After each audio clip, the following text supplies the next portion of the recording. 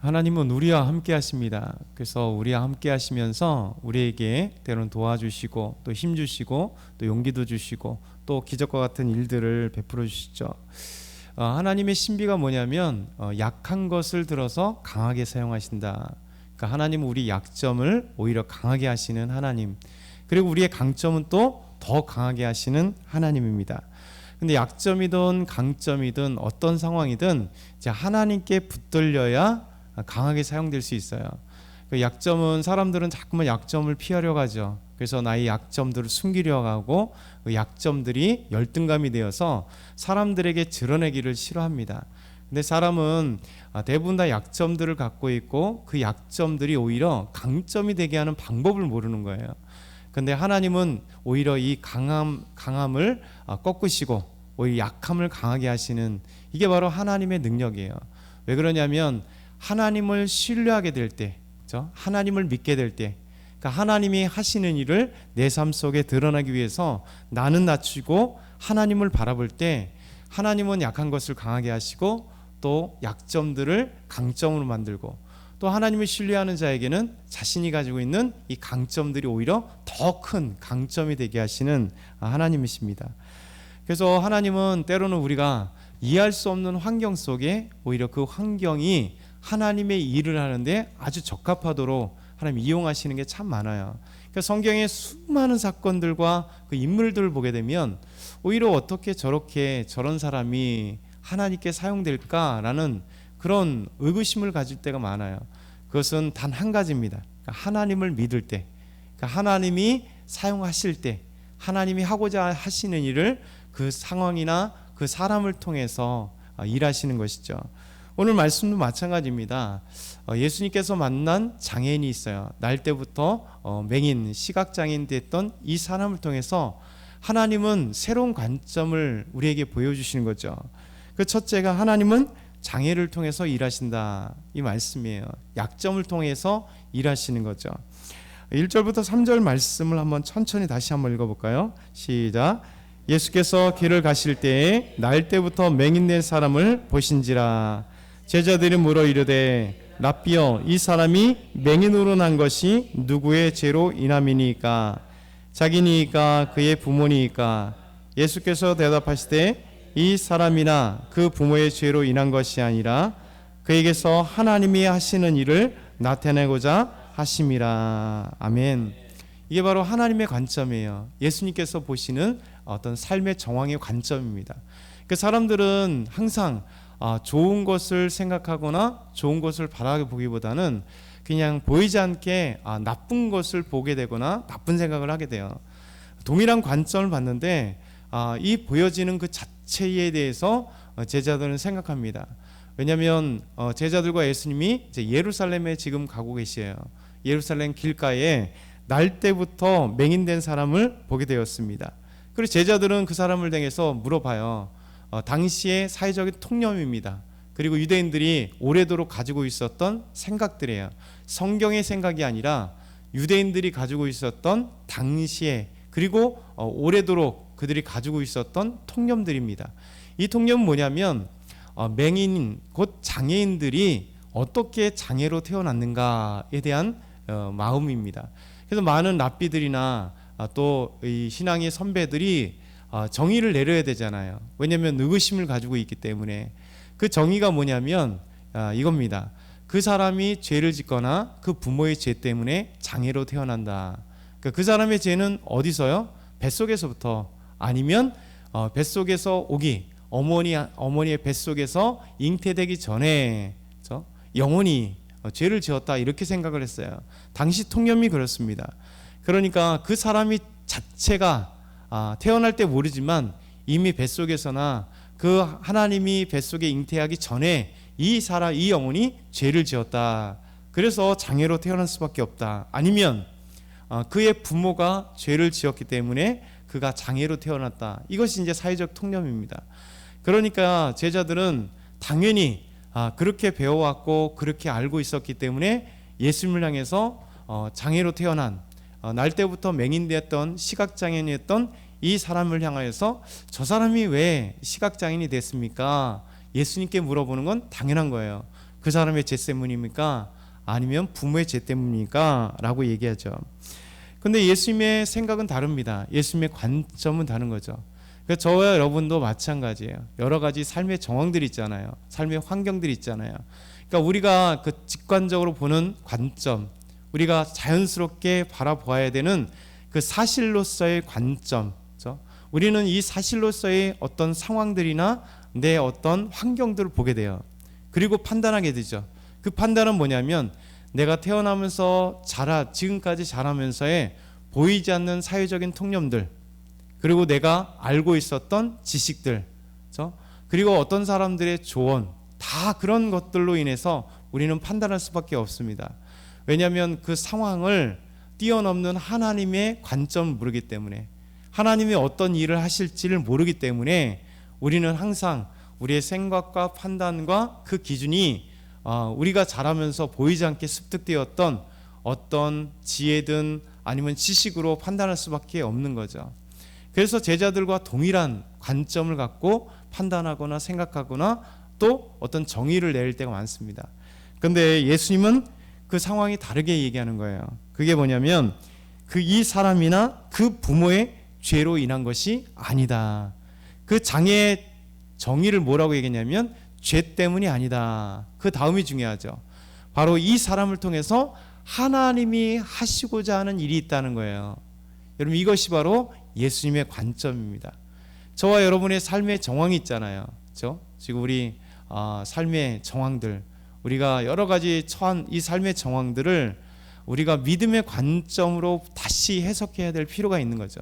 믿음의 사람들은요, 이 나의 삶의 정황을 다르게 봅니다. 하나님, 나의 약점을 하나님 강하게 해주십시오. 하나님, 나의 이 어려운 상황들을 하나님은 어떻게 더 아름답게 만들어가길 원하십니까? 하나님은 역전의 하나님이신데 우리 하나님이 계획하신 그 역전 드라마를 어떻게 쓰길 원하십니까? 그러니까 우리가 하나님 앞에 질문해야 되고 기도해야 될 것은 여기 있어요. 우리의 환경이나 상황이나 현실적인 그 객관적인 것이 아니라 하나님은 그 현실과 객관적인 상황을 어떻게 만들어 가실까 기대하는 거죠. 그래서 하나님께 맡기고 기도하고 그리고 하나님을 신뢰하면 하나님이 우리의 상황에서 일하고 싶어 하시는 것들을 보여주기 시작해요. 그래서 하나님이 하신 일들을 있는 거죠. 동일한 상황이지만 하나님을 신뢰하면 그것을 새롭게 만들어 가세요. 마치 진흙과 같아요. 그렇죠? 진흙이라고 하는 것은 이게 앞에 딱 있어요. 어떤 사람이든 보면 그냥 하나의 진흙, 찰흙밖에 보이지 않는 거죠. 그런데 이 찰흙을 그 사람의 손에 의해서 만들어질 때 어떻게 될까? 아무도 모르는 거죠. 그 사람이 때로는 도자기로 만들 수도 있고 장난감으로 만들 수도 있고 아름다운 어떤 조각 작품같이 이렇게 사람의 모양으로도 만들 수 있는 거예요. 그러니까 우리의 상황은 똑같습니다. 우리는 똑같습니다. 그런데 하나님은 우리를 통하여 다양한 것으로 빚어갈 수 있다는 거예요. 다양한 상황으로 하나님이 이끌어 가실 수 있다라는 것이죠. 하나님의 관점을 한번 생각해 보세요. 우리 낙이라는 이 동물을 보게 되면 하나님은 이 나귀가 동일한 그냥 동물이고 사람의 어떤 일을 감당하는 그런 도구에 불과해요. 근데 발람 선지자가 타고 가는 나귀를 통해서 하나님이 그의 눈을 뜨게 하고 나귀가 말을 하니까 이 발람 선지자가 이스라엘 백성들에게 저주를 퍼부어 갈 때 하나님이 오히려 그를 막으시고 심판하는 도구로 사용하잖아요. 그래서 똑같은 나귀인데 하나님은 그 나귀가 말을 하게 하심으로 하나님의 사자를 보고 그리고 거기서 멈추면서 계속해서 때리고 있는 이 발람 선지자를 통해서 왜 때리느냐라고 얘기하면서 하나님이 하시는 일들을 하게 하는 그 도구로 사용하시는 거죠. 동일한 낙인데 새끼 나귀가 예수님의 손에 붙들릴 때 바로 예수님께서 예루살렘의 승리의 입성으로 호산나 다윗의 자손 예수여라고 호산나 찬양하는 곧 예수님께서 하나님의 아들로 메시아로 구원자로 하나님이 일하실 이 스가랴 선지자의 말씀의 예언의 그 성취로서의 일을 감당하는 도구로 또 예수님의 승리의 입성의 한 아름다운 도구로 이렇게 하나님께서 사용하시는 거죠. 그래서 우리 하나님은 놀라운 역사예요. 그러니까 우리가 연약할 것 같고 단점일 것 같은데 우리 빌립보성에서 만난 바울에게 만나서 바울을 괴롭게 했던 자가 있었죠. 점치는 여인. 이 점치는 여성은 누구냐면 귀신 들려서 점치고 주인을 이롭게 하는 종이 있었단 말이죠. 근데 이 종이 사도 바울을 만남으로 통해서 우리 하나님은 사도 바울을 통해서 귀신이 쫓겨나게 되고 빌립보 교회의 최초의 교인이 되는 거죠. 그래서 우리에게 빌립보서라고 하는 귀한 서신의 말씀이 이 귀신 들렸던 여종이 귀신이 쫓겨나고 예수 그리스도를 믿음으로 그 교회의 첫째 멤버가 되어서 그 교회의 성도들에게 주어지는 아름다운 서신서가 빌립보서잖아요. 그러니까 이렇게 하나님은 우리를 아름답게 사용하기를 원하세요. 그것은 조건은 단 한 가지입니다. 하나님 저를 사용해 주십시오. 하나님 제 환경을 사용해 주십시오. 하나님께서 하나님이 붙들어 주시면 나의 삶과 환경과 조건들이 하나님의 쓰심에 합당한 조건들로 바뀌고 상황들로 바뀌고 제가 하나님 앞에 연약하지만 하나님의 도구로 사용되기를 원합니다. 여러분 기도하고 믿으면 하나님 놀랍게 사용하시는 거죠.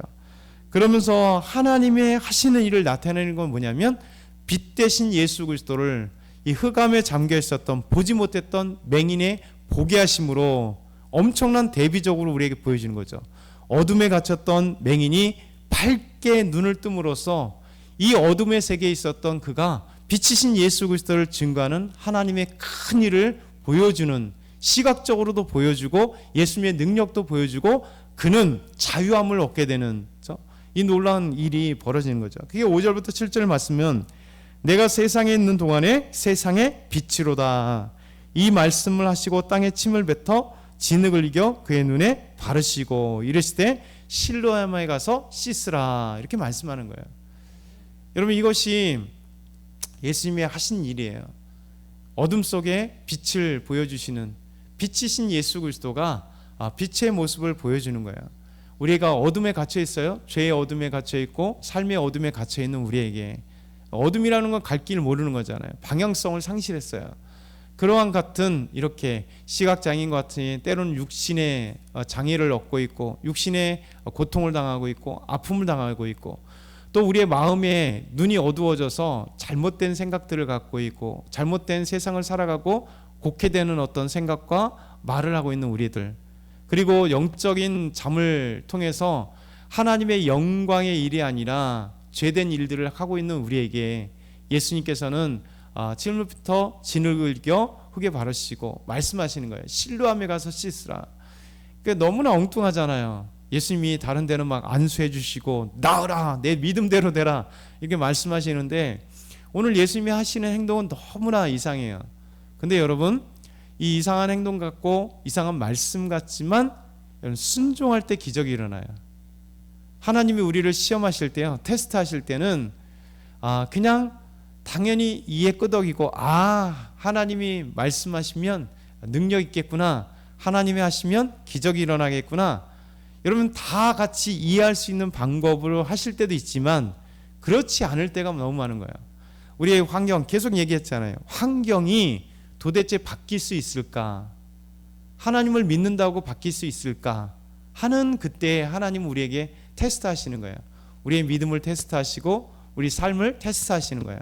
반드시 이기게 하신다. 하나님이 들어 사용하시면 이긴다. 여러분 이 믿음을 갖고 나아갈 때 기적이 일어나는 거예요. 그러니까 저와 여러분이 어떤 상황이든 우리가 쉬운 상황은 항상 없잖아요. 사람이 쉬운 상황이 있으면 뭐 행복하게 잘 산다고 배 두들기면서 나는 쉬자 이렇게 얘기했죠. 마치 이 어리석은 부자처럼 우리가 여러 해 쓸 물건을 이제 다 소득을 얻었으니까 창고를 짓고 우리가 이 소득을 다 거기다가 쟁여놓고 우린 마음껏 먹고 자고 쉬고 하자.